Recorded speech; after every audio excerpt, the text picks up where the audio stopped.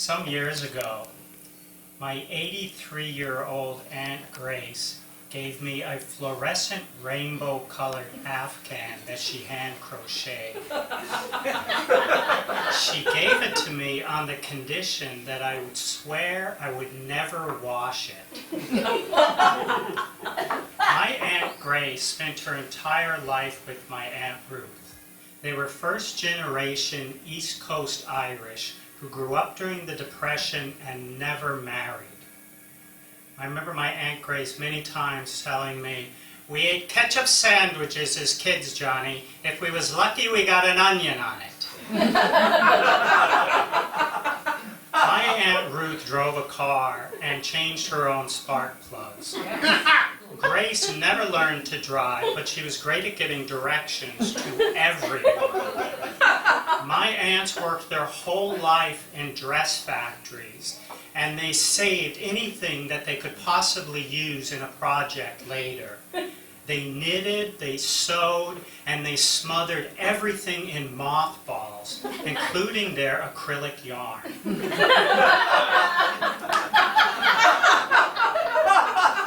As my aunts got older, their memories began to flicker. Following a train of thought was like watching a loose light bulb on a bumpy subway car. Well into a long conversation, my Aunt Ruth would lean forward and laugh and look at me and go, "Now wait a minute, you look familiar. Tell me your name again." We nieces and nephews kept an eye on them. When we did something for them, they made something for us. During my visits to their house, my Aunt Grace would pace all around the downstairs, flipping up the slats on the Venetian blinds so that I could have a first-hand look at what the neighbors were up to. "I want you to get a load of Mary Stanton across the way. Her poor mother dies last Wednesday, and on Sunday, here comes Mary marching into church in a big fur coat. Well, who does she think she is? She couldn't spend that inheritance fast enough."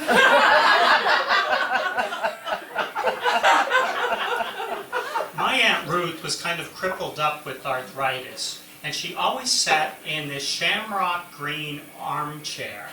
And at the end of each of the arms on the chair, she had an aluminum cane, and one of the canes had 4 legs on it to help her balance. She also kept her mail stacked on the arm of the chair, and every time I came over, she would pull the same letter out of that stack and say, "Did I show you the letter from the Bishop's Relief Fund?" And I always said yeah, because unless Mary Stanton bought another fur coat, there was nothing else to talk about. "Well, I guess the bishop's not happy with the palace he's living in, and he wants us to build him a new one. Well, too bad about him. I'd like to go down there and give him a piece of my mind." I offered on several occasions to drive my aunts down to the bishop's house because I really wanted to see the girls go in. But my Aunt Ruth said, "Oh no, if I want to go, I'll drive myself." That's right. She was still driving. When she passed by, you could barely see her tiny head in her little black skull cap trying to look over the steering wheel of the Dodge Dart, with Grace sitting in the passenger seat barking out directions. Ruth would get in the car and work the gas and the brake with her 4-legged cane. And no matter where they were going, they took the same route, zigzagging every single street in town at 5 miles an hour until they spotted their target. The 5 or 10 minute drive to the grocery store would take them at least an hour.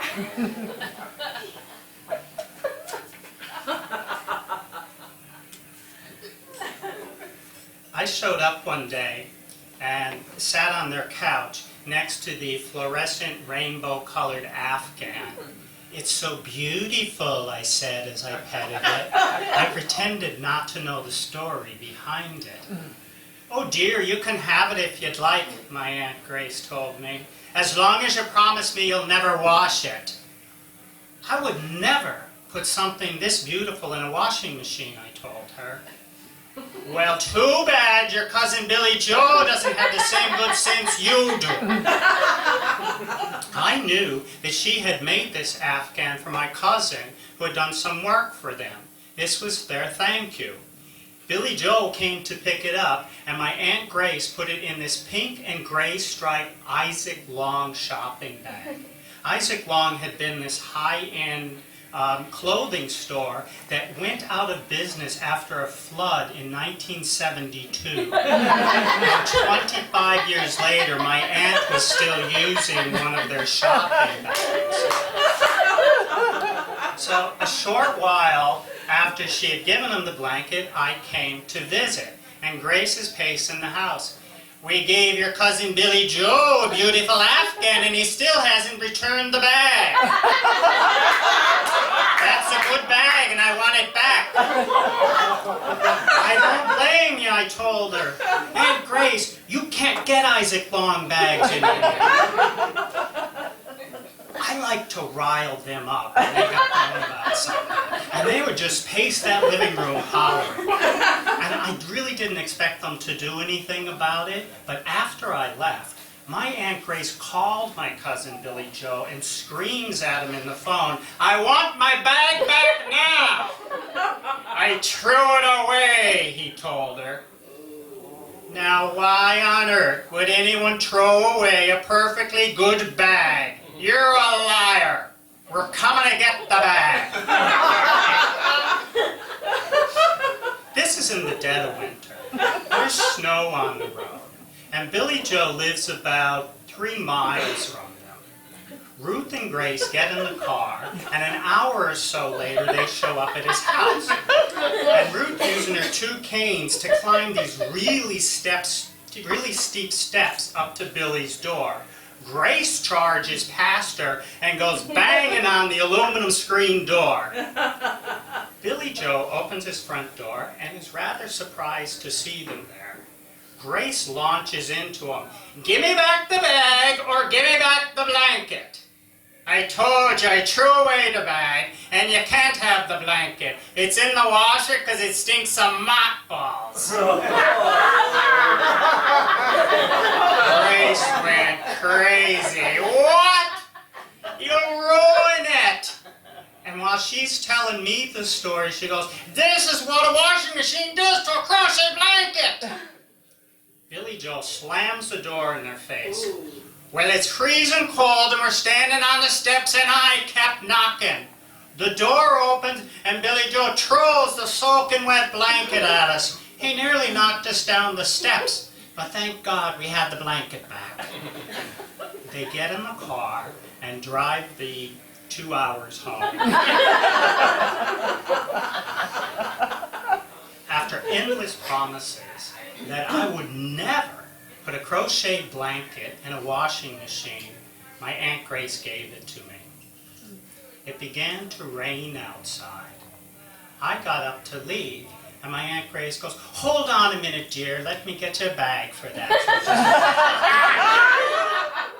Oh no, I said, "I've got plenty of bags in the trunk of my car. I don't need a bag." And honestly, it took me like 10 minutes of convincing them that I didn't need a bag before they finally let me go. The first years I had the blanket, anytime I went to wash it, I could see my aunt's little tiny fist in front of her chest showing me what a washing machine does to a crochet blanket, and I couldn't wash it. I took it to one of those eco dry cleaners, and they wanted $80 to clean it. And I thought, forget that. My Aunt Grace passed away, and in an unrelated event, my washing machine died. I bought this giant front-loading washer, as I decided that what my Aunt Grace really meant was, don't wash a crochet blanket in a washing machine with an agitator. So I put it in the front-loading machine on delicate cycle and cold water. I took it out and I air dried it on a rack. And you know what? it came out all fuzzy. There were all these little balls on the top of it, and the fringe was kind of frayed and discolored.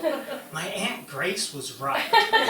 Washing machines ruin crochet blankets. And that's what I get for breaking my car.